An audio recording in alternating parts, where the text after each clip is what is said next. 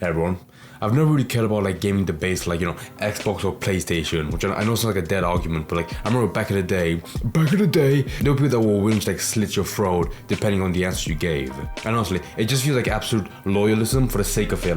Like some people just find groups that they can just pick out from somewhere and stick to it for whatever reason. And you get like a nice warm feeling inside you, for being part of a group that hates on another group for like some reason, like football clubs. When in reality, companies like Sony or Microsoft could not give like any less of a shit for those kinds of fans that are like so dedicated. However, I really want to see like a big PlayStation fanboy stand up for Sony for like this big juicy update they had for Helldivers 2, which is really necessary, where they're forcing you like even PC players that bought the game have to make a PSN account to just play the game. And I know I sound like a hypocrite, how I was saying earlier that I don't really care about gaming news, but the more I looked into this one, it really seemed like such a bizarre choice that has no benefit at all.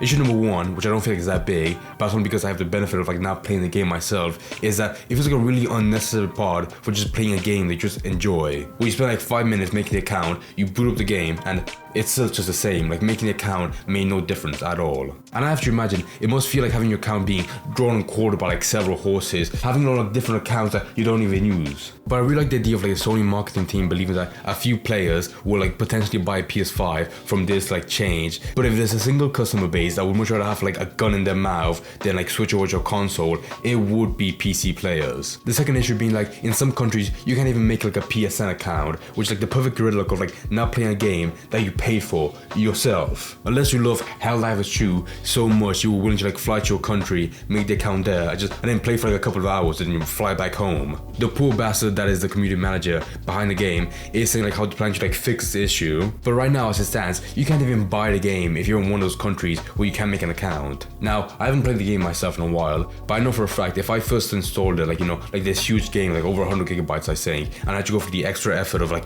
making an account that I'll never use in my life, then yeah, it would be a pain in the ass. I remember thinking back to like Modern Warfare 2 or 3, like the newest ones, whatever, and like this huge game that was like 150 gigabytes, and even after that, you have to make an Activision account, like the most worthless thing ever, and they would force you to like consent to having your phone number added on as well. Surely if you force people to make an account that they're never going to use ever again, 80% of them have to be there, after like a couple of weeks. So like legitimately, the best example of like dead space taking up on a server. And I remember like going back to the Steam page for the game and seeing like a 6 out of 10 and being like, wait a sec, it wasn't that low when I first, bought the game and played it, but then I realized, oh yeah, the new change. Which is pretty scary and understandable on one side, when you have an update like this, like big of a hassle, people will just like quickly like berate the game. Cause yeah, sadly, most players aren't like, spineless cooks that were just willing to bend for any decision made by like a huge gaming company. Especially if it's not their domain at all, like Sony invading Steam. So right now, I really believe like they're gonna try to backpedal this or just try to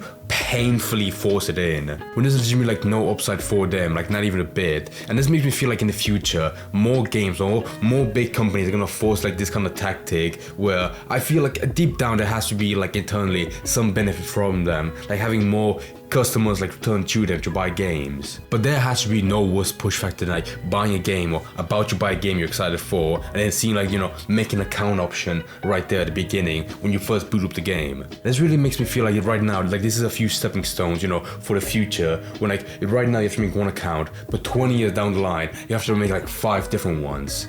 One for the publisher, Sony, one for the game studio, one for like, 3 others for like other game studios that like were smaller but still like had a hand in making the game. But they want to take a piece of the pie as well. But yeah, if you're one of the unlucky players that really loves Helldivers 2, congratulations on your new PSN account that you're never going to use again ever in the future. Good job.